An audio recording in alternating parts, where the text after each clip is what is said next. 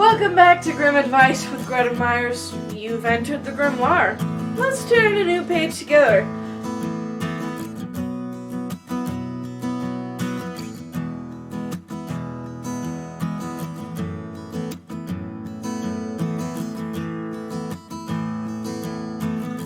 This one, I have not read this version.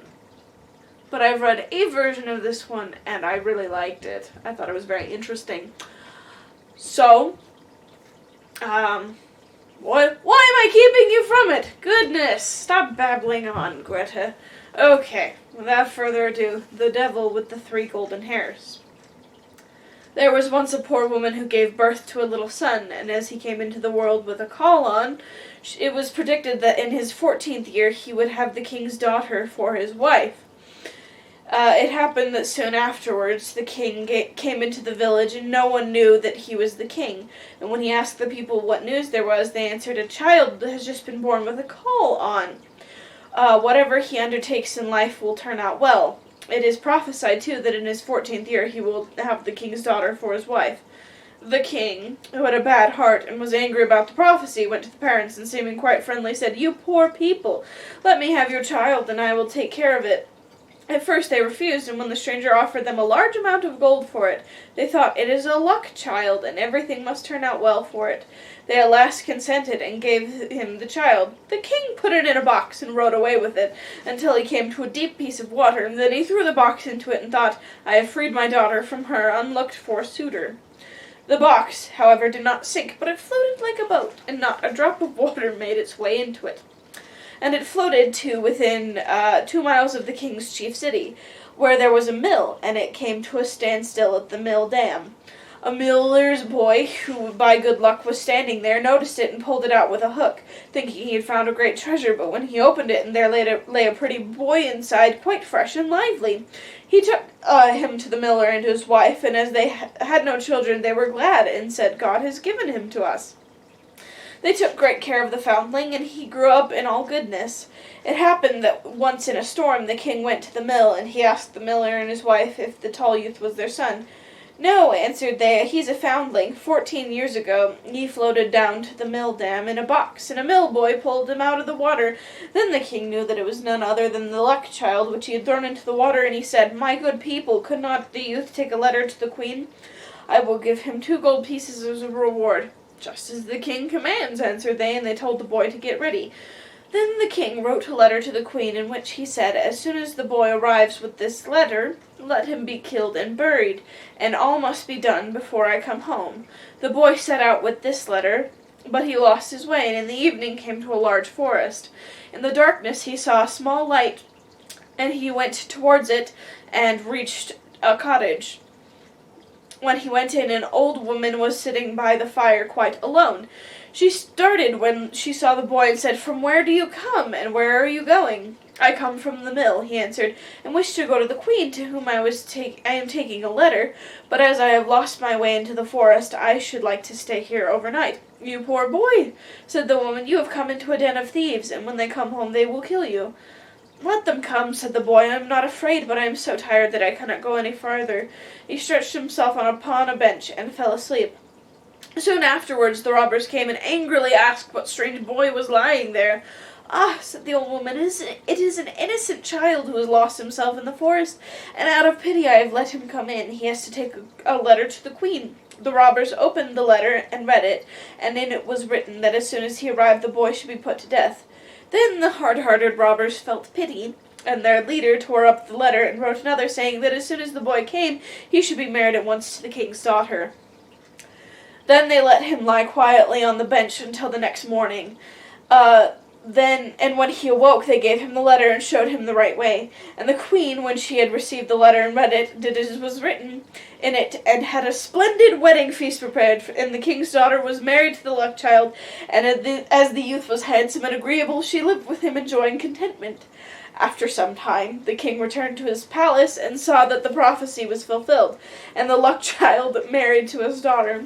"How has that come to pass?" said he. "I gave quite another order in my letter." So the king gave him the letter, and said that he might see for himself what was written in it. The king read the letter and saw quite well that it had been in exchange for another. He asked the youth what had become of the letter entrusted to him, and why he had brought another instead of it.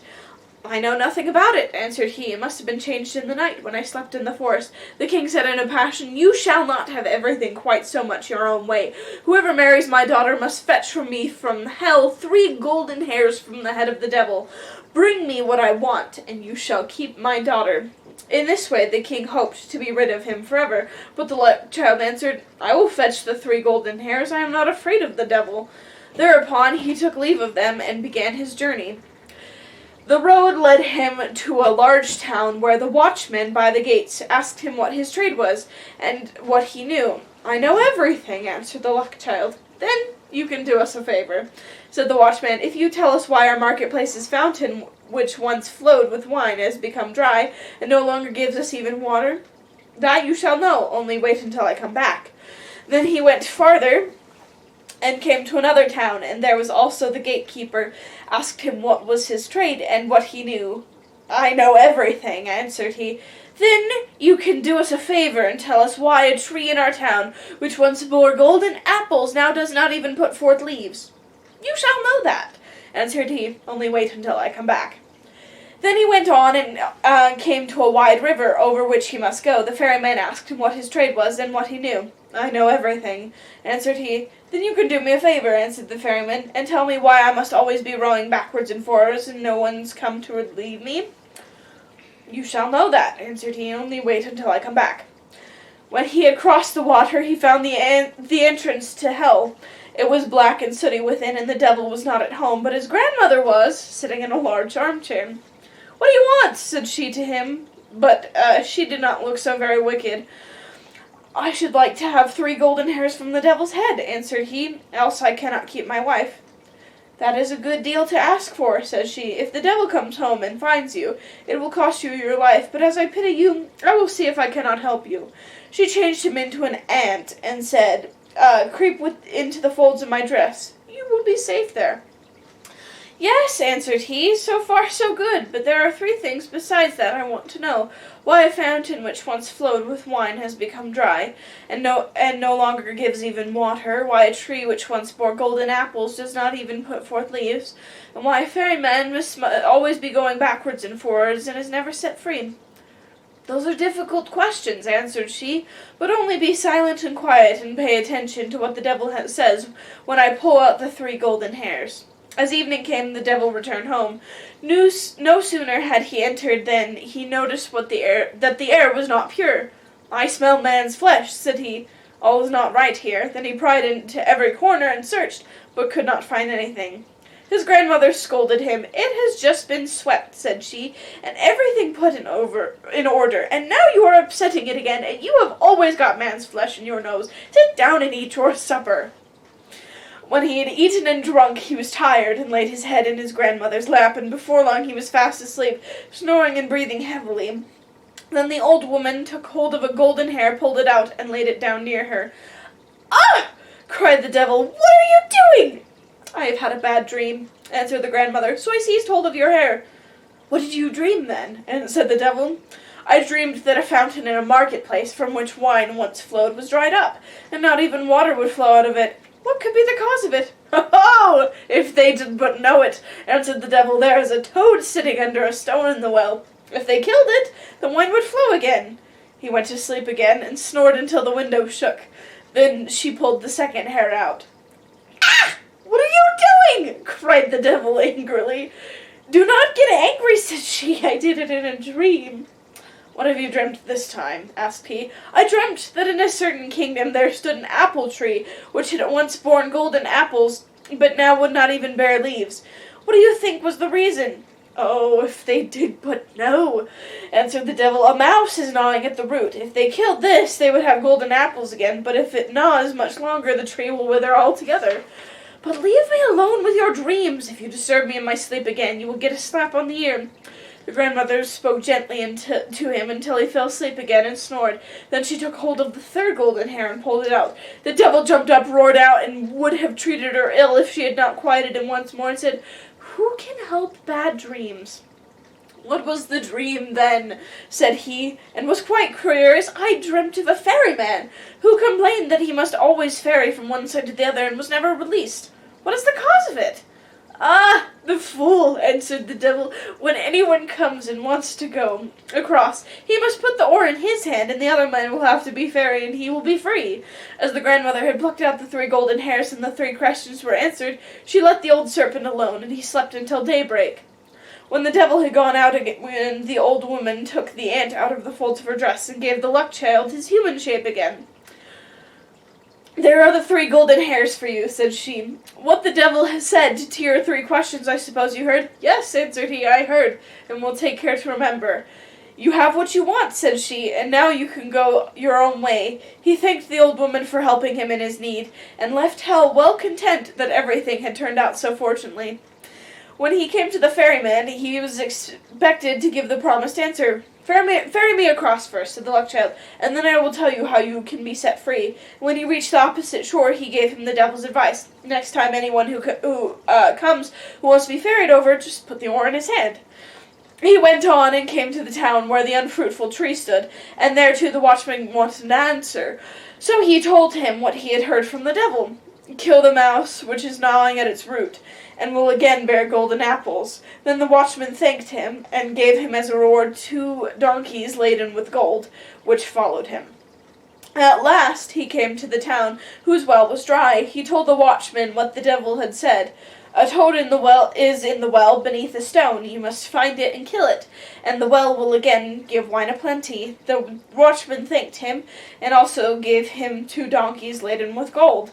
At last the luck child got home to his wife, who was heartily glad to see him again, to hear how well he had prospered in everything. To the king he took what he had asked for, and the devil's 3 golden hairs, and when the king saw the 4 donkeys laden with gold, he was quite content, and said, "Now all the conditions are fulfilled, and you can keep my daughter. But tell me, dear son-in-law, where did all that gold come from? This is tremendous wealth." "I was rowed across a river," answered he, "and got it there, and the shore is made of gold instead of sand." "Can I too fetch some of it?" said the king, and he was quite eager about it. "As much as you like," answered he. "There's a ferryman on the river. Let him ferry you over, and you can fill your sacks on the other side." The greedy king set out in all haste, and when he came to the river, he beckoned to the ferryman to put him across.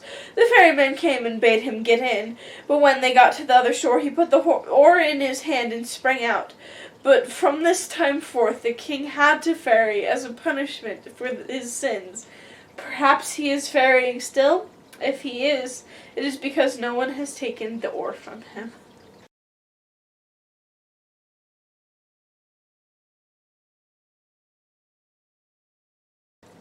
Okay, I'm not gonna lie, I thought that the version I read made the grandmother part up. But I love it. I love the devil's grandmother. She, the best. I love her. Okay, so this one is reminding me of the valiant little tailor, because it's the same kind of attitude. He knows his worth. He knows he's lucky. Not in the cocky kind of way, but in the, look, man, I survived as a kid when I should have died. I survived in these den of thieves. Etc. He knows that it's pretty awesome, and he's like, yeah, I know that I can do things, and I know that there may or may not be powers there helping me. Honestly, I just love this story. I just love it so much. Yeah, so let's go back to the fact that everything was set up against him as a child. First off,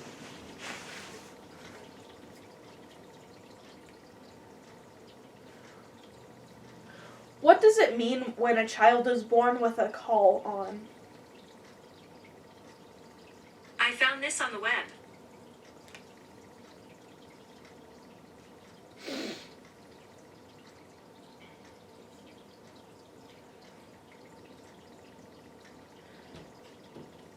Okay.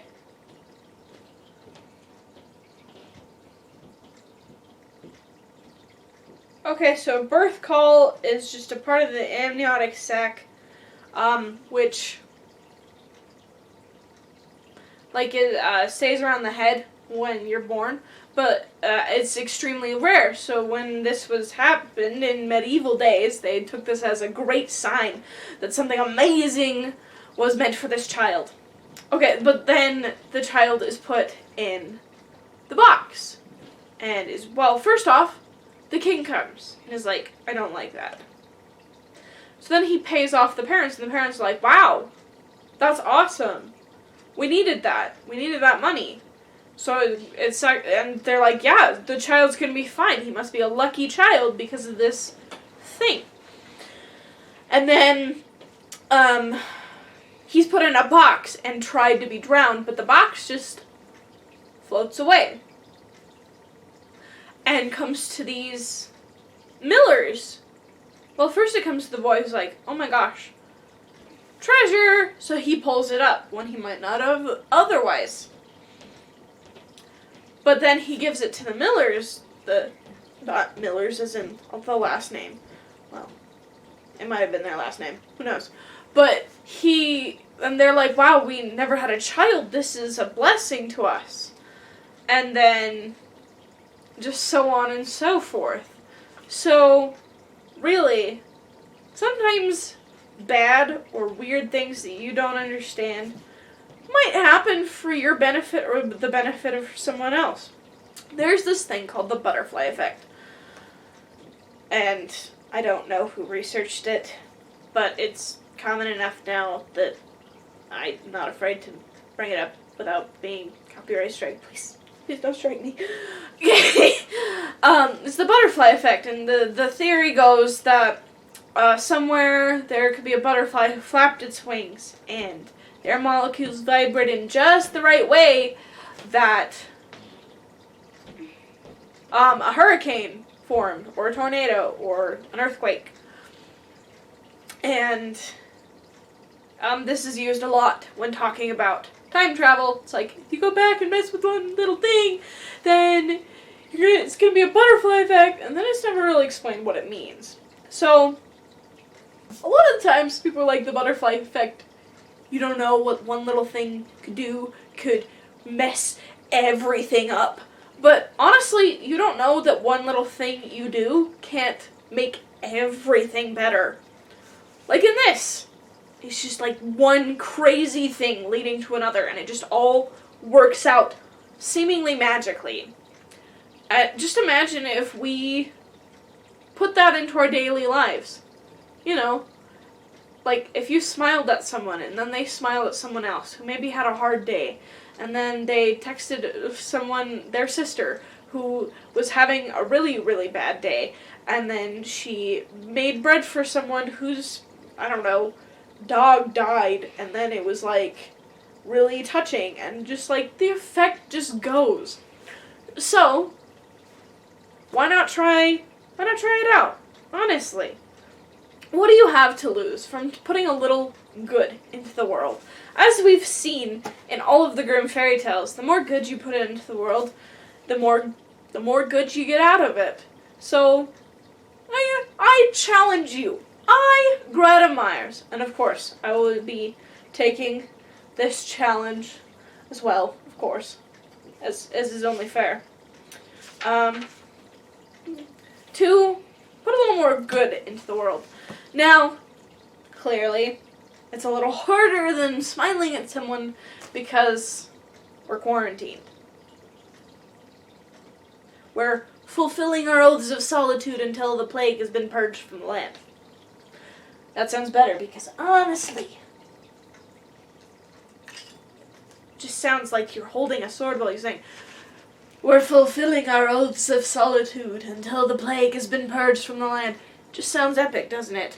No, I'm not taking questions as to why. I just had a knife dagger thing on standby. Oh, come on, are you kidding? I've got a cloak. Tangent aside.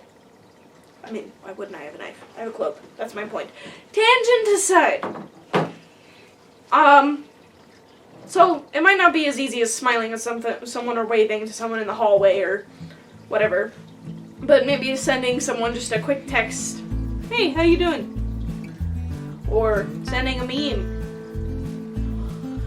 Or whatever. Just, whatever you're vibing, whatever you're like, today I'll do this to do that challenge. Now, am I not saying it would be great if you could do the challenge daily, but with our oaths of solitude that need to be fulfilled, that's a little unrealistic. Yeah.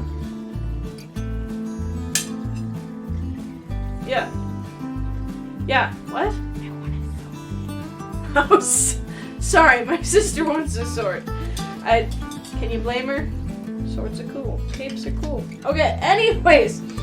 So, again, it's a lot harder to just do random little butterfly nice things.